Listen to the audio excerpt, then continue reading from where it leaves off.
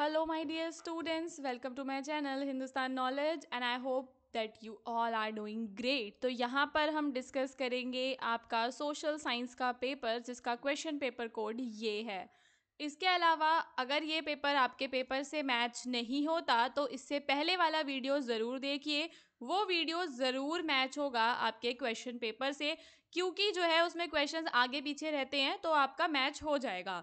So students, अभी start करते हैं हमारा पहला क्वेश्चन सेक्शन ए पे।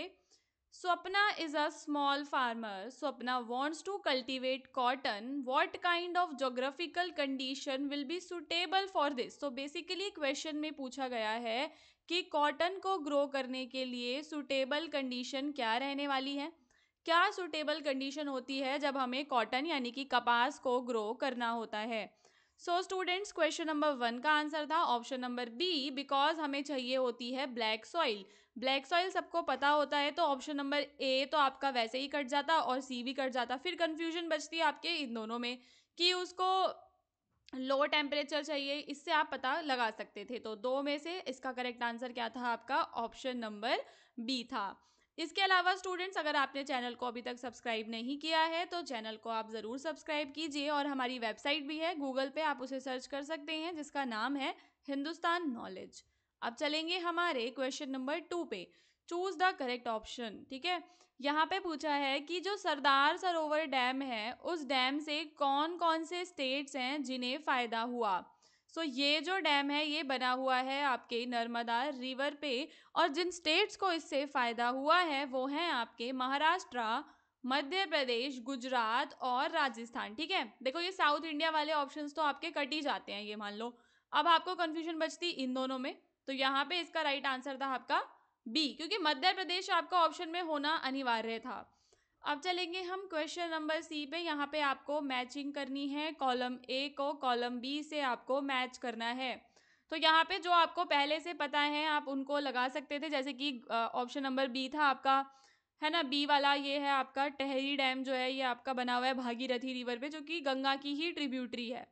ठीक है, सतलुज पे जो है आपका भाखरा नंगल डैम सतलुज रिवर पे बना हुआ है। तो दो हमें पता चल गया, बी का फोर्थ है और आपका जो डी है उसका सेकंड है। अगर आपको इतना भी पता है तो आप ऑप्शंस में फाइंड आउट कर सकते हैं। बी का फोर्थ आप देख लीजिए कौन से ऑप्शन में है, ये रहा, और डी का क्या था, सेकंड। तो ऑप्शन नंबर सी यहाँ पर आपका करेक्ट हो जाता है। ओके, अब चलेंगे क्वेश्चन नंबर 4 पे। विच of the following characteristics of the Indian wild life protection act. ये है आपका वाइल्ड लाइफ प्रोटेक्शन एक्ट, आपके ज्योग्राफी के चैप्टर 2 में दिया हुआ था। इसमें आपको बताना है कि इसमें करेक्ट जो है कौन से अप्रोप्रिएट ऑप्शंस हैं, कि उस एक्ट में क्या क्या प्रोविजंस किए गए थे। क्वेश्चन नंबर 4 का आंसर है ऑप्शन नंबर ए, यानी कि ये डी वाला इसमें नहीं आएगा। To include important subjects like forest and, ये नहीं आएगा। बाकी ये तो हमें पता ही है कि उसने एक लिस्ट जिसको हम बोलते हैं रेड डेटा बुक करके वो पब्लिश हुई थी, है ना। और आपका हैबिटेट का है, वाइल्ड लाइफ के हैबिटेट्स को जो है प्रोटेक्ट करने के लिए प्रोविजंस थे, ये सब आना था। तो ऑप्शन नंबर ए है इसका करेक्ट आंसर। अब चलेंगे क्वेश्चन नंबर 5 पे। Choose the correctly matched pair. Corbett national park बच्चों सबको पता है कि ये कहाँ पर है, आपका उत्तराखंड में है कॉर्बेट नेशनल पार्क। पेरियार वाला बच्चों आपका केरला में है, दो आपके गलत हो गए। यहाँ पर इसका राइट क्या था आपका, ऑप्शन नंबर डी था। मानस टाइगर रिजर्व जो है वो है आपका असम में। अब चलेंगे क्वेश्चन नंबर 6 पे। यहाँ पर आपको जो झिकजी है, ठीक है, झिकजी, ठीक है, झिकजी के बारे में कुछ कैरेक्टरिस्टिक्स दे रखे हैं। ये एक बुक है, क्या क्या इसके कैरेक्टरिस्टिक्स हैं, कौन सा राइट आंसर है। क्वेश्चन नंबर 6 में ऑप्शन नंबर सी आपको लगाना था। Only 1, 3 and 4 are correct. ठीक है, अब चलते हैं क्वेश्चन नंबर 7 पे। In the mid 16th century disease like small pox reach America through which of the following. किसके द्वारा वो पहुंची थी वो बीमारी, वो बीमारी पहुंची थी आपके स्पेनिश सोल्जर्स के द्वारा अमेरिका में। फिर क्वेश्चन नंबर 8 है, arrange the following events in the chronological order. Question number 8 में आपको इन सारे इवेंट्स को क्रोनोलॉजिकल ऑर्डर में लगाना था। यानी कि सबसे पहले आपका जो है स्ट्रगल शुरू हुआ ग्रीक इंडिपेंडेंस का, देन डिफीट हुआ नेपोलियन का, उसके बाद जो है ट्रीटी ऑफ वियना साइन की गई, एंड लास्ट में शुरू हुआ फॉर्मेशन हुआ। ठीक है, ये वाला ये है आपका थर्ड वाला, ये लास्ट में आना था। सो ऑप्शन नंबर डी इसका राइट आंसर है। क्वेश्चन नंबर 9 में आपको पोटैटो फेमाइन के बारे में बताना है। जो आपका पोटैटो फेमाइन है वो कौन सी कंट्री से रिलेटेड है। क्वेश्चन नंबर 9 में आना था आपका ऑप्शन नंबर बी आयरलैंड, ठीक है। इसको हम लोग ग्रेट आयरिश फेमाइन भी कहते हैं, ठीक है।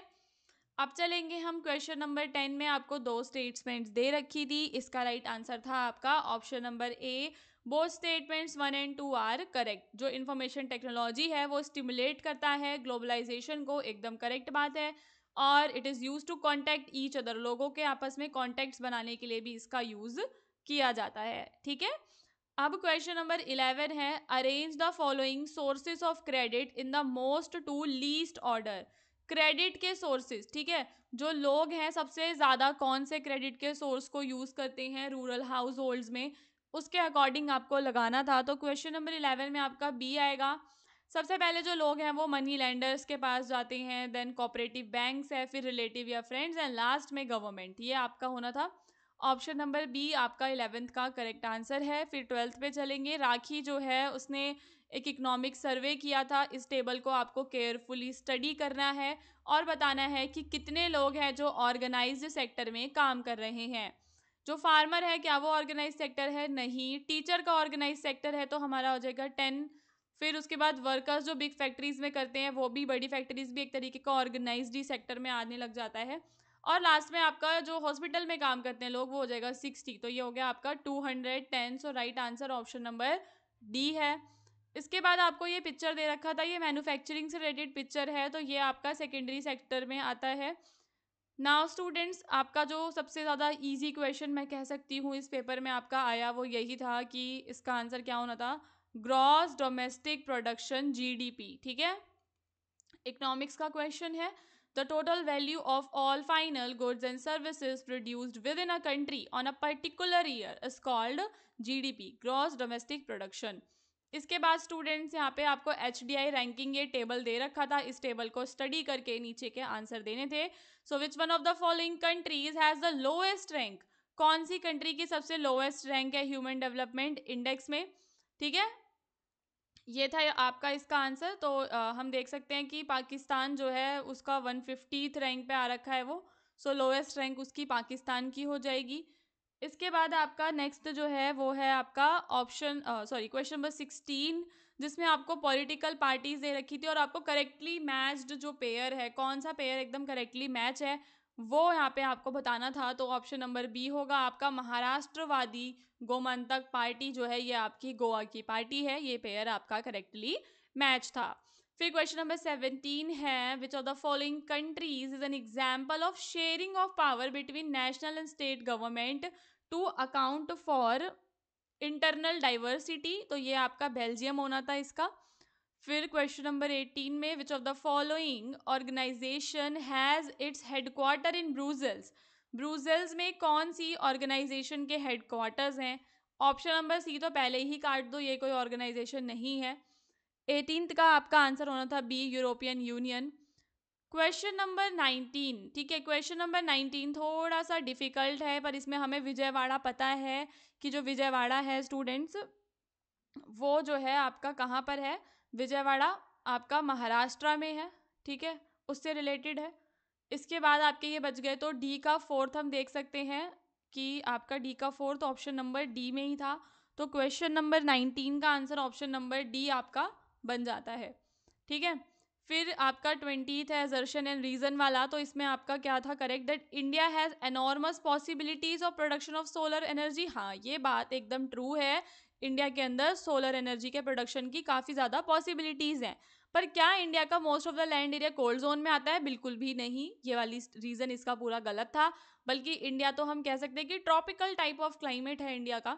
सो यहाँ पे आपका हो जाएगा that assertion is true but reason is false. So option number C इसमें आपका करेक्ट आंसर है। सो आई होप कि आपको वीडियो अच्छा लगा होगा। अगर आपको वीडियो अच्छा लगा तो लाइक करके ज़रूर जाना और हमारे चैनल को सब्सक्राइब करना बिल्कुल मत भूलना।